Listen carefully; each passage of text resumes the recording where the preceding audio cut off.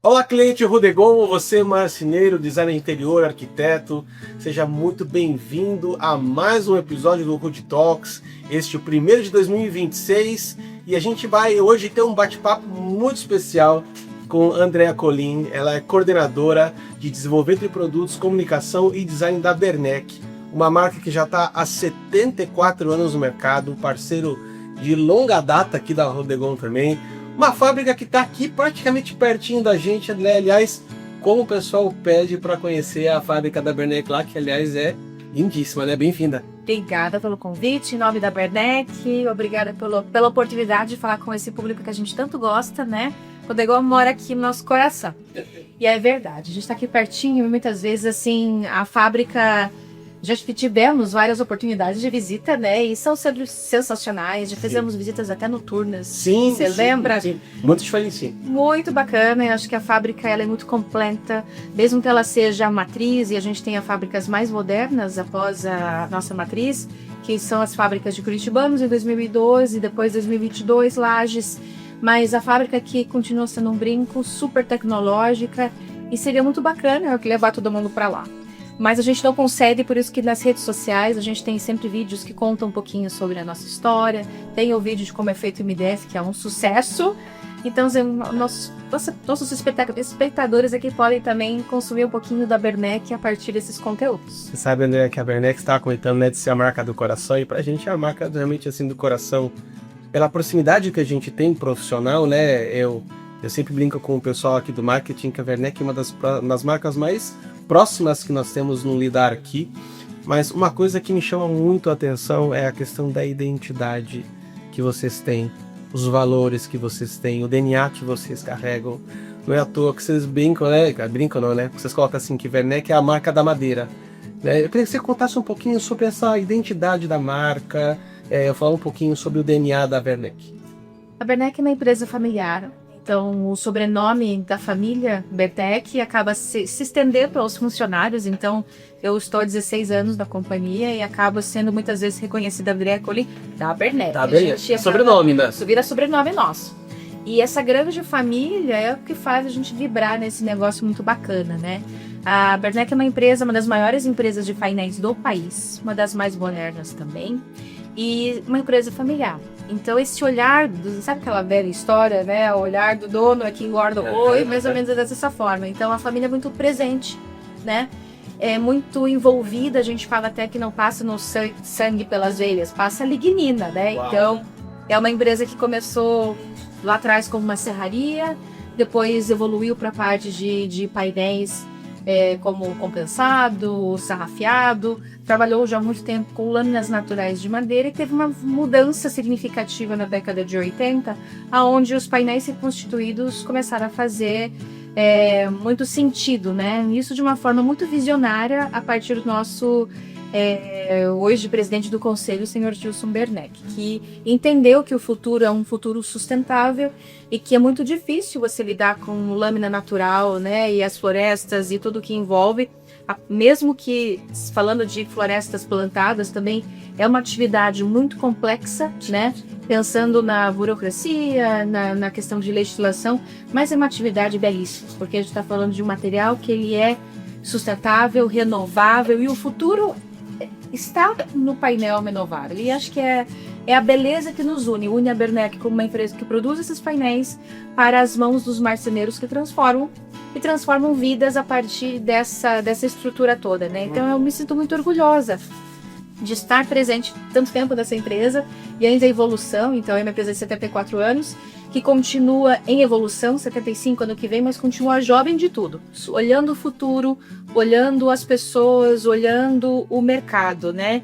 E o mercado que é sedento, né, por um produto de qualidade, um produto que se conecte com essa questão da sustentabilidade e que seja próximo aos nossos parceiros, como é o caso da Rudegon, Sim. né, que também é outra grande família e a gente se conecta dessa forma. Por isso é muito gostoso, esse mercado acaba sendo gostoso e eu acho que as empresas que a gente apresenta também têm essa energia toda. O que eu acho interessante quando você fala é que existe toda essa questão da vanguarda, né? Mas também a visão de futuro faz com que todas as empresas acabam se movendo na busca por tendências, por inovações, por novas informações, e sei que o Haberneck não é diferente, né? Você esteve agora há algumas semanas atrás lá em Milão, né? Nessa feira, já que é uma referência mundial há muito tempo, né? E eu queria que você contasse pra gente um pouquinho como é que foi a tua visão de Milão esse ano, porque uma coisa é o que é Milão, outra coisa é o que é Milão através dos óculos, né, das lentes da Haberneck. O que vocês olharam, o que vocês enxergaram lá, porque a gente entende, até pela conversa que nós tivemos com a Chad Decor, que foi o episódio anterior, que muitas das tendências futuras acabam nascendo de movimentos e de exposições como essa, né? E que é legado, que a coleção 2026 não fugiu disso, mas a gente vai deixar para um segundo bloco falar um pouquinho de legado, mas eu queria que você falasse um pouquinho sobre como foi a sua visão de Milão esse ano. Milão foi muito interessante, acho que é sempre uma grande oportunidade estar presente lá e representar a companhia, né? A Haberneck participa da Feira de Milão ativamente desde 2010. Isso faz com que a gente tenha um histórico e também possa comparar as edições, então isso nos dá um pouquinho de repertório, né? Os saltos, né? Exatamente, porque afinal de contas tendência e comportamento muitas vezes é cíclico, ele nunca volta ao mesmo ponto, ele volta modificado, mas ele tem evoluções ao longo do tempo. Milão tem se tornado um grande hub, né, de tendências, né? Ele começa com uma feira, apenas uma feira de móveis, depois uma semana de design, e hoje em dia nós temos dois grandes eventos, a feira em si e o que acontece fora da feira, que é o Fora e Salone. O Fora e Salone, nessa edição, estava com mais de 1000 eventos acontecendo de forma simultânea. Então é humanamente impossível a gente estar lá em todos os lugares, tem como. Por isso que a gente fez eu até quero contar um pouquinho a didática, porque eu acho que até para incentivar o pessoal que está assistindo, óbvio, a gente tem essa possibilidade de estar presente, mas nós tivemos uma grande força de uma equipe in loco, que estava aqui por uma semana, vivendo a semana de design online. Então, utilizando redes sociais, né, principalmente Instagram, acompanhando os perfis mundiais, para também ter essa visão do que está sendo colocado nas redes sociais. E por que eu falo isso? Porque quando a gente pensa em 10 anos, por exemplo, 2016, a gente está falando lá do minimalismo, né? Estava muito forte, design escandinavo, então muitos produtos mais claros. E a gente percebe ao longo de cada feira, cada edição, principalmente a cada 2 anos, por conta da Eurocutina, que acaba levando um mercado de painéis, há uma mudança, assim, a cada 2 anos a gente tem algumas rupturas, né? Só que quando a gente pensa em 2016, a gente não tinha tão ativo a questão das redes sociais. Então, a informação chega hoje muito mais rápido para quem está aqui acompanhando online do que a gente, muitas vezes, ali vendo, estratificando e tudo mais. E, de qualquer forma, não é só você reproduzir aquilo que é visto e já trazer para cá. Existe toda uma tradução, né? Isso que é importante, é onde entra realmente a parte de desenvolvimento. Na Haberneck nós temos aí 3 pessoas ativamente envolvidas nessa parte de desenvolvimento de produto e de pesquisa, que faz com que a gente não só olhe aquilo que está sendo mostrado, mas faça as relações com o momento, com o comportamento, com a nossa geolocalização. Porque quando a gente vai para Milão, a gente tem uma referência mundial, obviamente, mas tem questões culturais, que a gente tem que fazer essa tradução para o nosso mercado aqui, né, brasileiro. Então, acho que é tudo isso nesse pacote. Mas o que eu queria dizer para vocês é que tem sido muito interessante também acompanhar de forma online o que acontece lá. E a gente percebe muitas vezes na questão de cores, a gente percebe de forma muito ativa. Vimos, por exemplo, cores novas, né, que são cores que a Haberneck não tem no portfólio, por exemplo. Que também acho que a gente tem que falar para todo mundo o que foi visto, né? Tem aí tons de uva, tem tons amantegados. A Haberneck, nesse caso, já tem um Baru, que é um produto já lançado na coleção Sentido, e se conecta muito. Porque o que a gente também percebe? Nem tudo que desponta neste momento agora, por isso que eu falei do uva, né, desse tom mais vináceo, ele leva muitas vezes um certo tempo, a maturação até ser colocado de fato no produto, né?